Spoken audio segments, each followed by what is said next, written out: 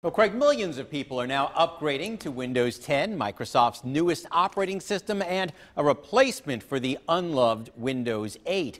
But tonight, the company is warning you to beware of emails that claim to offer a free download of 10. While you can get Windows 10 for free through Microsoft's website, scammers are taking advantage of that by sending emails like this one that are infected. If you click the link in the email, you download a virus that can lock up your PC. If you'd like